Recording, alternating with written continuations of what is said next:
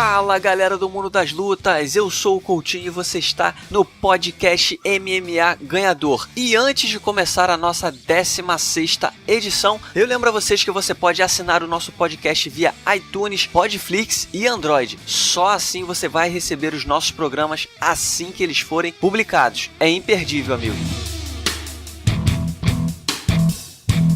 Galera do mundo das lutas, a super luta mais esperada dos últimos tempos está chegando e pra gente falar bastante sobre tudo que tem acontecido na preparação sempre polêmica, de Conor McGregor e também de Floyd Mayweather, nós temos mais uma vez conosco João Vitor Xavier, colunista do Sexto Round e repórter do Super Lutas. Tudo bem, João? Ótimo, Coutinho. Mais uma vez um prazer estar aqui contigo, debatendo aí as notícias do mundo das lutas e novamente falando muito do McGregor com Mayweather, como foi da outra vez. Exatamente.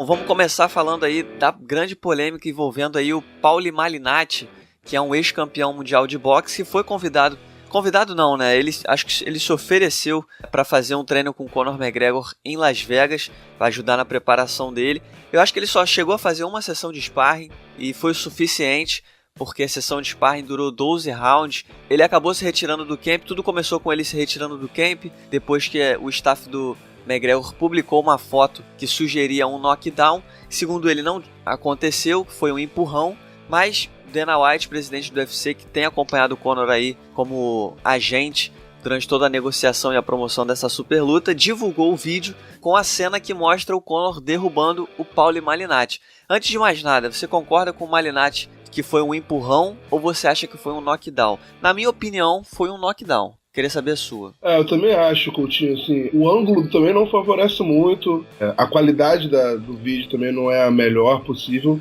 mas tudo indica que foi sim um knockdown.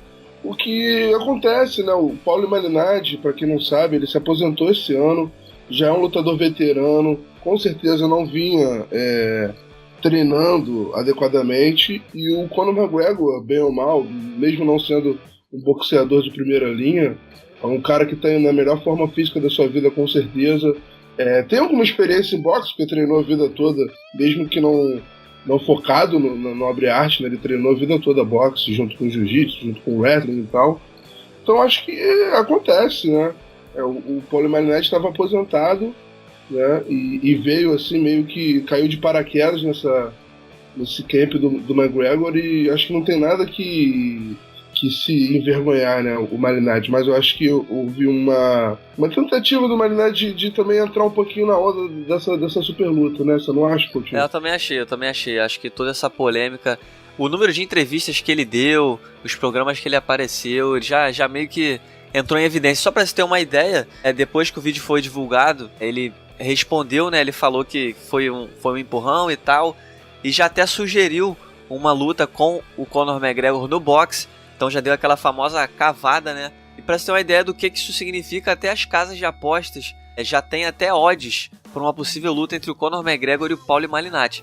Então eu também acho que o Malignaggi também quis entrar um pouco na onda ali, fazer o nome dele, ganhar um pouco de notoriedade, e acabou dando certo. Exatamente. É engraçado que eu tenho nas redes sociais o Fred Sternberg, que ele é assessor do Manny Pacquiao, que é da Top Rank Boxing, que é rival da Showtime, da Mayweather Promotions.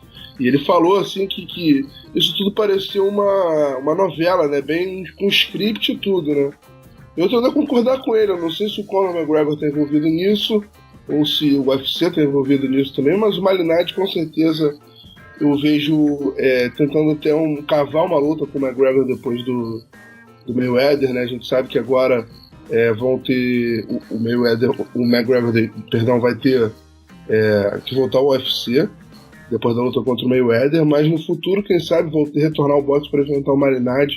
Ele quer construir uma rivalidade com o irlandês, eu imagino, Fica essa impressão, Eu acho que faz certo, lembrando que ele vai trabalhar no time de comentarista da Super Luta para os Estados Unidos, então vai ser curioso saber o que ele tem a falar sobre isso. Exatamente, já vai ganhar mais uma notoriedade no dia das... mais uma oportunidade de repente promover uma eventual luta com o McGregor, te mostrou alguma coisa demais o trecho que foi divulgado, as cenas que foram divulgadas, além do knockdown que o McGregor aplica no Malinati, tem outras cenas do Conor ali num tremendo passeio no Malinati. Segundo o Malinati, aquelas cenas foram do 12º round, tem uma talvez no 8º round, mais pro fim do sparring, mas te mostrou alguma coisa especial? Você ficou com uma impressão um pouco melhor do Conor no boxe, ou não dá pra tirar muita coisa porque é um trecho pequeno? E a gente tá falando, como você bem lembrou, do Paulo Malignaggi, que tá até fora de forma no que a gente pôde ver, né? Exatamente, estava fora de forma.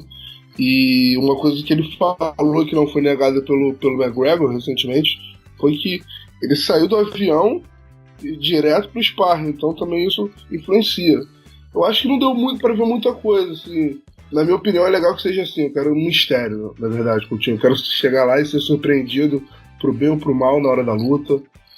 Vai ser um lutão de qualquer forma, um evento fantástico. E pra mim tem tudo pra ser muito bom pro MMA também. Sem dúvida. Agora, algo que eu acho legal ressaltar também é que se de fato aquela cena é de talvez o 12º round ou do fim do sparring, acho que dá pra dizer que o Conor McGregor tá em ótima forma, né? Porque ele chegou lá no final do sparring, a quantidade de golpes que ele aplicou e acertou no Malignaggi foi algo... A gente tem que reconhecer que a forma dele pelo menos tá em dia, né? Ah, com certeza. Não, você vê pelo jeito como ele trata o próprio corpo, que realmente a forma física do Conor nunca vai deixá-lo na mão, né? Eu acho que a questão central é saber como ele vai lidar com a frustração de não acertar golpes no Mayweather, porque trata-se do melhor boxeador defensivo de todos os tempos, ou seja, um cara que tem uma esquiva incrível, técnicas para não ser acertado, para o golpe perder impacto, usando o ombro, inclusive, que pouca gente usa com destreza. Então, assim, eu acho que é muito mais uma questão de lidar com a frustração de não achar o Floyd Mayweather do que a questão física, né? Mas vamos ver como vai ser. E em relação aos treinos abertos, tenho certeza que você pôde acompanhar algumas cenas também dos treinos. O que você conseguiu ver? Primeiro, acho que é legal destacar quanto é curioso, né, o treinamento de boxe, que a imprensa principalmente é avassaladora, são muitos membros da imprensa. Então, na academia do Mayweather, inclusive, parece que lá é um lugar muito pequeno, né? Então ficou aquele galera muito amontoada em cima do treino do Mayweather. A gente tem a Sterling, né, que é a fotógrafa do MMA Fight, que é super famosa. Chegou a subir em cima de uma das hastes lá para fazer as fotos. Enfim, o que isso mostra pra gente? O McGregor com certeza curtiu muito esse momento, né? Ele gosta muito de holofote, de estar na frente das luzes. O que isso mostra pra gente em relação ao poder do boxe, a importância dessa luta? Os treinos do Mayweather sempre são muito bem acompanhados, mas eu acho que eu tive a impressão de que esse foi ainda mais. Você ficou com essa impressão também? Ah, sem dúvida, né? O Conor McGregor disse uma coisa muito interessante sobre essa super luta, que é ele que está cuidando da promoção total, né? E se a gente for pensar, realmente, a novidade nessa super luta é saber como um campeão do UFC, um lutador de MMA, lida com um dos melhores da história no boxe, né? Então, assim, eu imagino que se fosse um outro lutador de boxe, mesmo que campeão mundial, mesmo que bastante gabaritado, contra o Floyd Mayweather, os holofotes não seriam os mesmos nem no Floyd, nem tampouco no lutador, né? Então, até uma revanche com o Manny Pacquiao, eu imagino que não daria tanta publicidade, tanta força.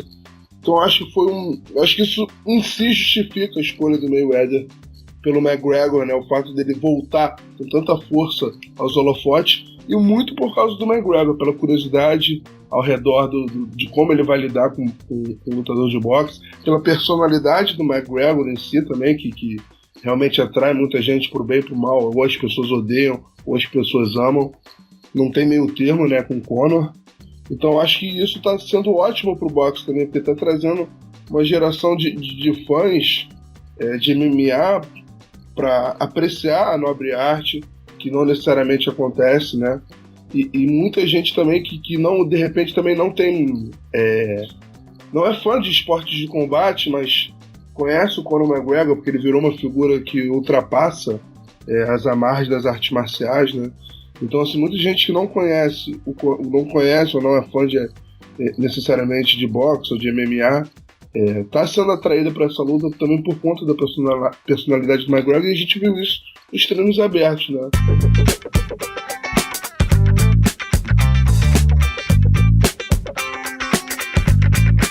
Agora, João, outra coisa que eu queria te perguntar é que você pôde acompanhar da movimentação, da técnica dos lutadores. O que dá pra gente esperar, especialmente falando do McGregor? Eu tenho a impressão que o Conor ele vai levar alguma coisa diferente. Quando eu digo diferente, é talvez algumas fintas, uma movimentação um pouco mais ortodoxa do que o normal. O que até é inteligente, né? Porque se o Conor entrar no ringue pra tentar boxear, eu acho que as chances dele diminuem. Porque 49 boxeadores já tentaram boxear com o Floyd Mayweather e não tiveram êxito. E essa coisa de dizer que não é uma luta de boxe, é uma briga, é uma luta. Enfim, até no treino aberto, não sei se você chegou a ver essa cena, tem um Conor tá batendo no saco, ele chega a rodopiar, fintar um chute e aplicar um soco. O que você conseguiu enxergar desses treinos abertos? O que você acha que dá pra projetar em relação à postura dentro do ringue? Bom, eu concordo plenamente com você, e eu acho que uma das únicas chances que o Conor tem é realmente ter fé na sua própria movimentação como lutador de MMA, tentar traduzir isso de alguma forma pro boxe, claro, sem quebrar regras, obviamente, mas fazer com que o Mayweather pense duas vezes, né? A gente sabe que o MMA, o boxe aplicado ao MMA e o boxe profissional são duas coisas totalmente diferentes, né? Porque o boxe aplicado ao MMA, você tem que lidar com a questão das quedas, da defesa de quedas, então a sua posição, o jeito como você faz guarda é totalmente diferente. Então eu acho que são coisas que o Mayweather vai ter que lidar também, né? Pelo menos no começo da luta, né? Eu sempre imagino lutas assim entre adversários muito diferentes entre si, como aquela questão do computador fazendo um download dos movimentos. Então eu acho que o Mayweather ele vai precisar nos 2 primeiros rounds analisar a movimentação do Conor e fazer um download daquilo na cabeça dele para começar a reagir de forma adequada. Então nesses 2 rounds eu imagino que o Conor tem a chance de surpreender muito, fazendo uma coisa cada vez mais radical e pouco vista no boxe, eu imagino. Acho que essa é a grande chance dele, deixar o Mayweather desconfortável. Então acho que isso a gente viu que ele está treinando alguma coisa em torno disso, né? Porque a gente pode ver no treino aberto. E só pra gente não deixar passar em branco, eu escrevi sobre isso na semana passada lá no Odds Shark. Existem odds apostando que o Conor vai aplicar um chute no Floyd Mayweather durante a luta. Eu duvido muito, né? Porque como a gente sabe, existe uma multa para que isso não aconteça. Não, eu imagino, Coutinho, que as pessoas estejam contando que o instinto do lutador de MMA vai falar mais alto, que não seria nenhuma coisa de propósito do Conor. Mas eu discordo, eu achei uma coisa, outra coisa, senão a gente não teria tantos lutadores de MMA fazendo jiu-jitsu, ou enfim, boxe, Muay Thai. A gente tem um Minotauro que lutou boxe amador no Pan-Americano, a gente tem inúmeros lutadores de MMA que também lutam grappling, então, e não dão um soco na cara. O Minotauro não deu chute, não tentou queda. Então uma coisa é uma coisa, outra coisa. Ele pode querer, né, no final, no desespero, né, fingir que vai dar alguma coisa até para assustar o Floyd, mas soltar um golpe mesmo ilegal eu não acredito. Tá certo. Agora, pra gente finalizando esse assunto, existe a possibilidade, né, como a gente tem acompanhado, da luta acontecer com luvas de 8 onças, o que significaria uma luva muito mais fina, menor. E o que favorece, né? Eu acho que eu fico ainda mais confiante de que o Conor poderia nocautear o Mayweather se isso acontecer. O que você acha? Primeiro, você acha que isso vai passar pela comissão? Você acha que eles vão permitir isso? E o que você acha que isso representa para a luta? Engraçado que inicialmente a comissão atlética lá de Nevada totalmente negou qualquer possibilidade disso acontecer, das luvas serem passadas de 10 onças para 8 onças, né? Mas parece que já vão discutir isso numa reunião. Então eu não sei dizer na verdade, mas porque toda essa questão toda super luta, tudo que se envolve essa super luta parece que é uma licença poética para certas coisas, e eu não duvido nada, sinceramente. Eu acho que não seria bacana, porque as lutas de boxe são no mínimo 10 luvas, né? 10 onças, perdão. Eu acho que deveria permanecer assim. Mas concordo com você que as chances do Conor aumentam muito. E eu vejo assim, há uma possibilidade, não digo grande, mas eu acho que há uma possibilidade que já não pode ser ignorada caso isso aconteça, principalmente no primeiro round, né? O John Kavanagh, o treinador do McGregor, disse que se forem 8 luvas, ele vai nocautear, o seu pupilo vai nocautear o Mayweather no primeiro round. E, claro, assim, tudo pode acontecer. O Mayweather é um gênio defensivo, mas não luta há 2 anos, com 40 anos. Tem toda uma questão de... É muito menor também. Exatamente, é muito menor. E também a gente viu ele um pouco, assim, não sei se foi impressão minha, no fim do treino aberto dele, a gente viu um pouco de fadiga, né? Eu não sei se é uma coisa que ele deixou passar propositalmente, porque tem muito jogo mental também no boxe, muito mais que no UFC, no MMA.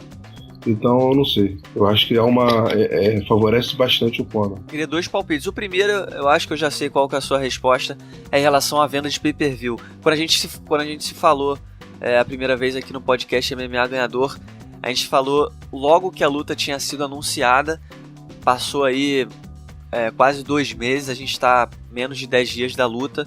Agora, eu naquele dia eu não cheguei a concordar tanto com você, mas agora eu concordo mais do que nunca. Eu também acho que a luta vai passar e de muito em número de vendas de pay-per-view, mas eu queria saber de você, passado esse tempo todo, tem se confirmado o poder de toda essa promoção da Super? Eu acho que sim, Coutinho. Eu acho que foi muito bacana a forma como se deu tudo, principalmente pelo UFC, que ele fez um evento no começo do mês e depois deixou o fã de MMA livre para fazer essa compra, né?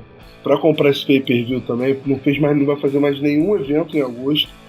Ou seja, o fã tá louco por uma luta, e a luta que ele vai conseguir ver vai ser realmente o Mayweather e McGregor. Então, assim, vão ter os fãs de boxe, os caras que odeiam o Mayweather, os caras que odeiam o Conor, que amam o Conor, e também o fã de MMA que não tem muita opinião sobre o Conor, ou que gosta e desgosta do Conor, mas é fã de MMA, ele também vai fazer essa compra. Então, assim, foi um toque de gênio da UFC também, adaptar o próprio calendário para garantir que essas vendas fossem as maiores possíveis. Eu acho que vão ser, sim.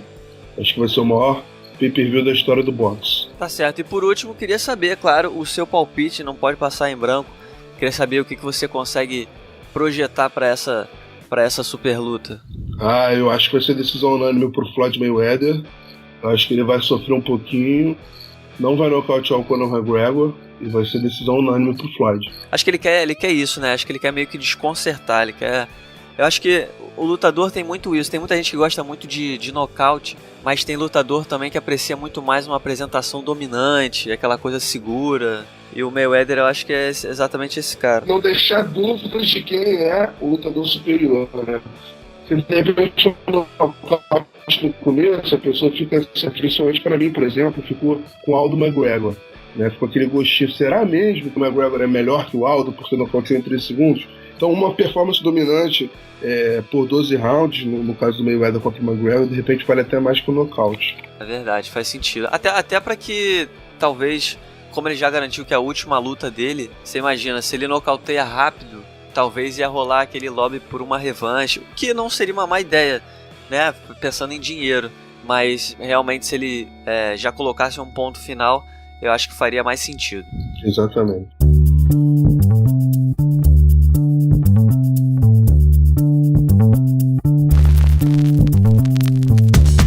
João, agora saindo um pouquinho do assunto May-Mac, a superluta acontece no próximo dia 26 de agosto, mas a gente também tem muita coisa legal acontecendo no mundo do MMA. Nessa semana, a Cris Cyborg, nossa campeã peso-pena feminino do UFC, tá de passagem pelo Brasil. A gente teve a oportunidade de falar com ela no Media Day que ela fez aqui no Rio de Janeiro. E a Cris, ela falou um pouco sobre o futuro dela, ela já apontou a Holly Holm como a rival preferida dela pro futuro. Tá querendo enfrentar a Holly aí no dia 30 de dezembro, do UFC 219, que acontece em Las Vegas. João, queria saber, você concorda que a Holly... Eu vejo a Holly da seguinte forma, eu acho que diante do cenário, que a Cris Cyborg ela é campeã peso-pena feminino, mas mal existe uma categoria peso-pena feminino, não tem muitas opções. E a Holly Holm, não só por já ter lutado na categoria peso-pena, ela é um nome expressivo, né? Eu acho que daria um brilho ainda maior pra Cris, até ofereceria uma luta mais competitiva. Como é que você enxerga? Você acha que realmente a Holly Holm é o melhor nome? Ou talvez a Cris devesse enfrentar nomes como a Cat Zingano? Ou até tentado forçar aí um confronto contra a Megan Anderson? Ou quem sabe a Germaine de Randamie? Eu acho que a Germaine de Randamie, ela deixou bem claro que é distância da Cris, né? E assim, uma coisa incrível, né, que aconteceu, mas enfim. Eu acho assim que a luta com a Holly Holm, ela é muito boa de várias formas. Primeiro, como você falou, ela é um nome expressivo, então traria bastante mídia. E ela tem um estilo que a Cris ainda não pegou, talvez, né? Pelo menos no UFC, com certeza não. Que é uma lutadora muito técnica, que sabe lidar com a pressão, né? E que sabe se movimentar em pé, principalmente. Então, assim, é um desafio novo, vai fazer novas perguntas a Cris Cyborg. Então eu acho que é muito bacana da parte da Cris, da brasileira, que ela esteja fazendo campanha por essa luta, porque é uma luta que eu julgo assim, entre as opções que estão sendo ventiladas por ele, como você falou, que é Desengano, a Megan Anderson. Eu acho que é a luta mais complicada, né? Então, assim, é muito bacana da parte dela que ela esteja querendo, e eu gostaria muito de ver essa luta. Mas, por outro lado, desculpa só me estender, eu tenho a impressão que a Holly Holm, ela não quer muito essa luta, né? Pelo menos a impressão que fica é essa. Até faria sentido, né? Porque a Holly, ela acabou de ter uma vitória muito expressiva contra a Betty Correia, e talvez com mais uma vitória ela consegue disputar o cinturão peso galo, que pra ela seria algo mais seguro. Mas é aquilo, né? Também a gente nunca sabe. De repente o UFC fazendo a proposta certa consegue convencer a... E a Holly Holm, ela é uma lutadora que já venceu a Ronda Rousey. E se ela pensar em legado, você imagina, se ela vence a Ronda e a Cris Cyborg, ela se torna sem dúvida aí talvez o maior nome da história do MMA feminino em termos de conquista, né? Sem contar que ela é campeã de boxe e ela foi eleita pela Ring Magazine, que é uma grande publicação de boxe, uma das 10 maiores boxeadoras de todos os tempos. Ou seja, nomes no esporte de combate feminino, ela estaria muito perto do topo, né? Ou no topo, né? E acho que seria também uma luta muito interessante em termos de trocação, né? Porque exatamente. A Holly, ela é da trocação, ela vem do boxe. Mas a Cris até sinalizou muito bem, falou muito bem no Media Day, porque ela falou que a Holly, por mais que ela seja uma boxeadora e tenha um boxe muito forte, ela não tem muito punch, ela não nocauteia com soco, ela é versátil, ela nocauteia com chute, né? E a Cris é um pouco mais completa, eu ficaria muito intrigado para ver essa luta de pé entre as duas. É um confronto de estilo, na verdade, né? Porque você tem uma lutadora mais técnica na Holly Holm, que solta chute, não solta tantos socos, né? Porque ela tem um pouco de background também no kickboxing. Enquanto a Cris Cyborg é mais agressiva, né? Anda sempre pra frente. E agora eu acho que ela tem sido cada vez mais precisa, né? Ela falou muito bem, assim, que antes ela soltava 100 socos e acertava 30. Hoje ela solta 50 e acerta 40, 45. Então vale muito mais a pena ser mais precisa, não soltar sempre querendo arrancar a cabeça, como fala na gíria. E eu acho que essa precisão da Cris contra a Holly Holm seria um teste muito bacana. Tomara que essa luta saia. E é o que ela falou muito bem, né? Ela falou que já era ruim ficou ainda pior para as rivais, porque agora ela tá um pouco mais esperta, mais inteligente. Agora, João, pra gente finalizar o nosso papo, eu queria saber, realmente é oficial, Georges St-Pierre vai enfrentar Michael Bisping no dia 4 de novembro, porque a gente viu o St-Pierre assinando um contrato, anunciando a luta, mas ainda não tem sinal de anúncio oficial por parte do UFC. Estamos diante de mais uma novela? Estamos diante de mais uma novela, com certeza. Eu acho, assim, o Georges St-Pierre ter assinado o contrato não significa que a luta vai ocorrer, porque o Michael Bisping não assinou o contrato. É claro que é a luta que o Bisping sonha, e através de uma série de acontecimentos pouco prováveis e incríveis até, ele conseguiu se colocar nessa posição novamente para enfrentar o Georges St-Pierre, né? Então, assim, eu quero esperar mais um pouco até comemorar ou não, dependendo se você é fã dessa luta ou não, você comemora ou não. Eu quero esperar um pouco ainda, porque para mim ainda não tá oficial, não, apesar dessa assinatura do contrato. Só lembrando que no ano passado no UFC 205. O Nurmagomedov assinou para lutar com o Álvares, se eu não me engano, para pressionar o McGregor a aceitar uma luta no 205 logo depois dele ter lutado no 202. Então a assinatura do Nurmagomedov não adiantou de nada, né? Verdade, e talvez pode até ser uma pressão do GSP, né? Porque ele assinando um contrato dizendo que tá assinando, todo mundo foca a partir de agora no Bisping. E aí, vai assinar ou não vai? O que tá faltando? Exatamente, O Bisping tá lesionado, né? Então eu não sei essa demora aí do Bisping em assinar, eu acho meio estranho, porque é a luta que ele quer de qualquer jeito, né? Então eu imagino que seja alguma coisa relacionada à lesão dele, né? E o Saint-Pierre também, ainda sobre esse assunto, ele falou que, segundo tá no contrato dele, ele depois que vencer o Michael Bisping, se ele vencer, ele vai ter que obrigatoriamente defender o cinturão. Defendeu contra o Whittaker, né? Que é o campeão interino, né? Exatamente, defender o cinturão. Eu não sei, sinceramente não sei. Não, parece que o contrato tá que tem que ser contra o Whittaker. Né? Ah, tá, entendi. Não, porque se não fosse, não seria nada absurdo diante do cenário atual. Então, seria absurdo, mas não seria absurdo, né? Diante do cenário atual não seria absurdo, de maneira nenhuma, mas outrora seria, né? Em outros tempos seria absurdo. Porque o campeão interino tem que unificar o cinturão, né? E o Saint-Pierre, antes de ele retornando agora ao MMA, ele já deixou claro que ele tá atrás das maiores lutas possíveis. E uma luta contra o Whittaker não seria tão grande. Exatamente. Eu fiz uma pesquisa rápida e o Whittaker é o campeão menos seguido nas redes sociais, né? Ele, depois o Holloway e depois o Miocic são os campeões menos seguidos nas redes sociais, ou seja, ele é um cara que realmente não tem a mídia ainda, até que talvez merece, né, pelo seu estilo de luta, etc, mas ele realmente seria uma luta um pouco...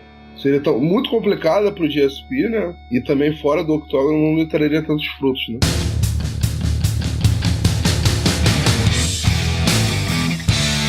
Tá certo, João. Queria agradecer mais uma vez a sua participação aqui no podcast MMA Ganhador. Espero você em breve mais uma vez, que é sempre um prazer ter você aqui com a gente. E deixe seu recado final aí pra galera que tá te ouvindo. Galera, vamos acompanhar sempre o MMA Ganhador, podcast da mais alta qualidade. Vamos curtir lá as matérias, as notícias no Super Lutas e as colunas no Sexto Round. Um abraço grande a todos os fãs de MMA e os fãs de boxe também, né, que estão aí, com certeza, ávidos por essa super luta aí no dia 26 de agosto. Um abração, Coutinho. Obrigado novamente pela oportunidade. Bom, então tá aí. Esse foi o João Vitor Xavier, repórter do Super Lutas e colunista do Sexto Round, que nos ajudou aí a falar sobre o melhor do mundo das lutas nesta semana. E para você que tá me ouvindo, eu sou o Coutinho, eu falo sobre o mundo das lutas no Ganhador e eu volto na semana que vem com mais uma edição mais do que especial do podcast MMA Ganhador para falar sobre a super luta do ano entre Floyd Mayweather e Conor McGregor no boxe.